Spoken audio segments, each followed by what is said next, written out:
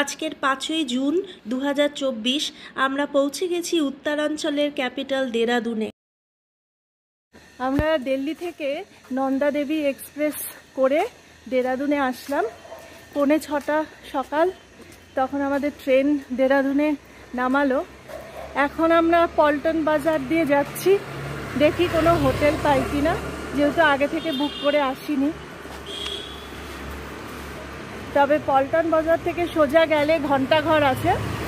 দিনের বেলা তো এই রাস্তা খুবই ব্যস্ততম একটা রাস্তা, তবে যেহেতু আমরা ভোরবেলা এখন হাঁটছি 6টার সময়, তাই এখন খুব বেশি যানজট নেই, দোকানপাটও এখন অবধি খোলেনি। এটি হলো সেই বিখ্যাত ঘন্টাঘর। আমরা ঘন্টাঘরের কাছে পৌঁছে গেছি, তোমাদেরকে ঘন্টাঘরটা দেখিয়ে দিলাম। এখন সকাল 6:30 বাজে। আমরা কিষাননগরে বসুধারা হোমস্টে নিয়েছি, তোমাদেরকে দেখাচ্ছি একবার বাইরে থেকে। হোমস্টে ঘরটাও ভালো, পরিষ্কার পরিচ্ছন্ন, বড়ও ছিল। দেখেছো এখানে কেমন গাছে গাছে আম ঝুলে আছে, লিচু ঝুলে আছে।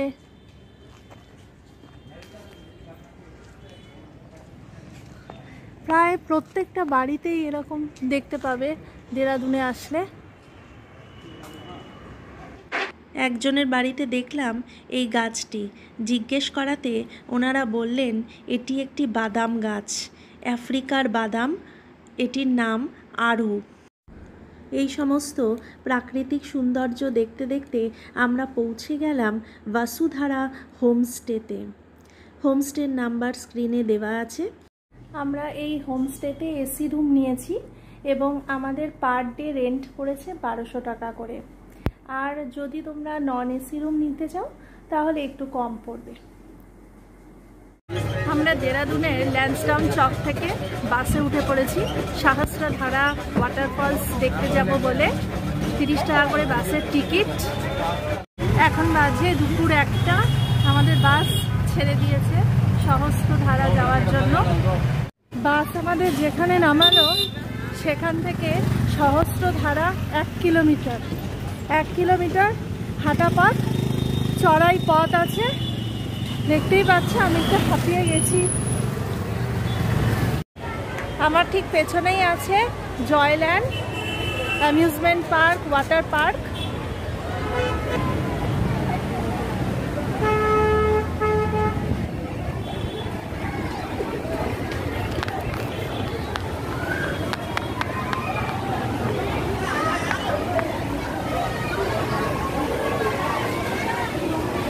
এখানে দেখলাম রোপওয়ে, আপ অ্যান্ড ডাউন 200 টাকা করে চার্জেস। আর এছাড়া আছে টয় ট্রেন, ওয়াটার পার্ক, এমনি পার্ক, গার্ডেন।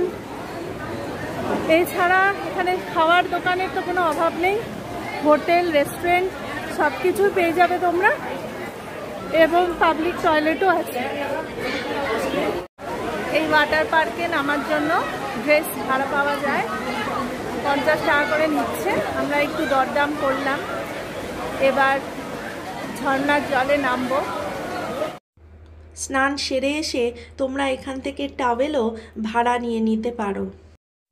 দুপুরবেলা বেশ গরম লাগছে এবং অনেকক্ষণ ধরে হাঁটাহাঁটি করেছি, তাই একটু আখের রস খেয়ে নিলাম। রোপওয়ে দিয়ে পাহাড়ের মাথায় উঠলেই তোমরা সাই বাবার মন্দির দেখতে পাবে এবং রক ক্লাইম্বিং, শুটিং এইসবও করতে পারবে। আপ অ্যান্ড ডাউন চার্জ 200 টাকা।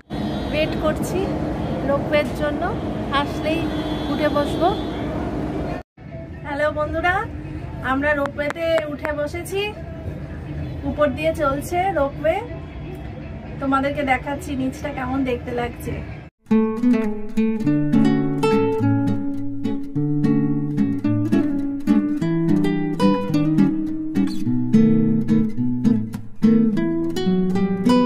আজকের ওয়েদারটা খুব ভালো আছে, যত উপরে উঠছি ঠান্ডা ঠান্ডা হাওয়া দিচ্ছে, দারুণ আরাম লাগছে।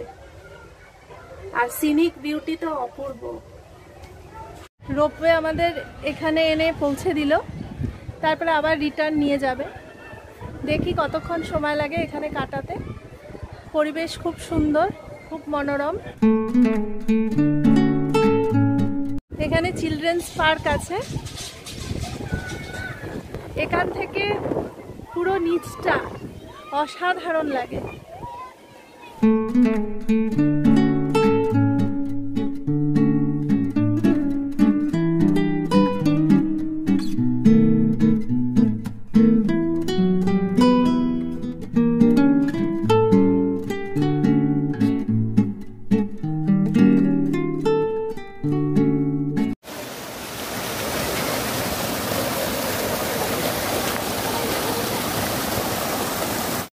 পাহাড়ের উপরের ক্যাফেটেরিয়া থেকে আমরা এক্সপ্রেসো কফি নিয়ে নিলাম। এখানে সাই বাবার মন্দির আছে। সাই বাবার মন্দির দেখে আমরা নিচের দিকে যাচ্ছি সিঁড়ি দিয়ে। এখানে টয় ট্রেন আছে নিচে, তবে ছোট বাচ্চাদের জন্য। লেডিস জেন্টস টয়লেটও আছে। রোপওয়ে হয়েই আমরা আবার নিচে নেমে যাচ্ছি। ওখান থেকে বাসে করে আমরা রওনা দিলাম প্যারেড গ্রাউন্ডের দিকে। এরপর হোটেলে ফিরে আমরা ডিনার করতে বাল্লুপুর চকের দিকে গেলাম।